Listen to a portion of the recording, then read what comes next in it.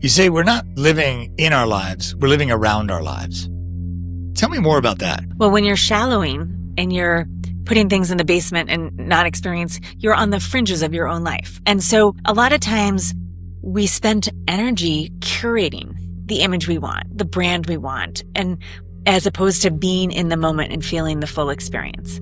Taking pictures to post on Instagram rather than actually like watching your kids' eyes light up. And it's a short-term, easier solution for some people, but it's not living. It's not having that full range of emotions. For people listening, I want you to think about one thing you really, really love. And whether that's a pet or a loved one or even a memory of someone. And I want you to give yourself a minute just to be in reverence with that. Hold that person with awe. And when you are in that experience, something unlocks. Let me see if I can make it more tangible. The book was actually I had an uncle who was widowed and had no kids, and he was like my everything. I spent all my holidays with him. I talked to him every day during COVID, and he's an introvert and doesn't like talking on the phone. So we talked every day, but often for like 2 or 3 minutes. And he felt there was like deeply present. So anyway, Uncle Phil is an incredible man, really incredible man. When he died, so I got a call. We spent a week in the neuro ICU. I spent a week with him in hospice. And when he died, or for those 2 weeks, I spent 2 weeks basically every time a caregiver came in, I would understand who the caregiver was. And then I would find a story about Uncle Phil that would light them up. So I'd figure out who they were, and then I would tell. And after 2 weeks, it was like, I'm not telling any of the same stories. Like he's such an amazing man. Most people would say he's a quirky curmudgeon who lives on the hill.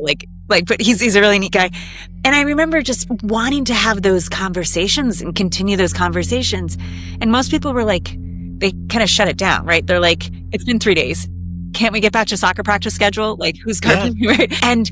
But I can still, I bought his car off the estate, so I can literally sit in the car and I can feel his presence, right? So that's living in it versus on the edges of it. It's putting yourself into it and feeling it. If you're listening, pull up one photo you took on your last vacation and just be fully present in it. That's living in it versus the edges of it.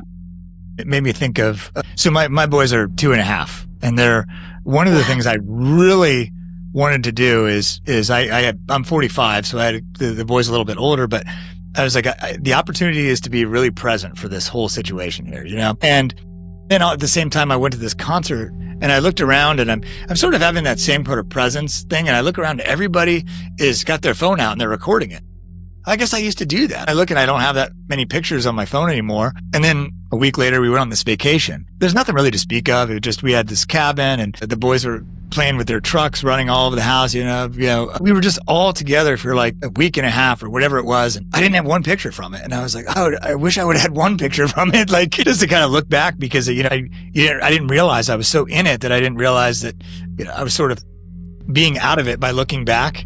We're getting really meta here, but no, I hear you, because you want to experience your vacation, but the memory and what for people who are listening, your brain doesn't know, they can't differentiate. Are you experiencing this vacation, or are you thinking about your experience of that vacation? So we can actually control and amplify memories and messages.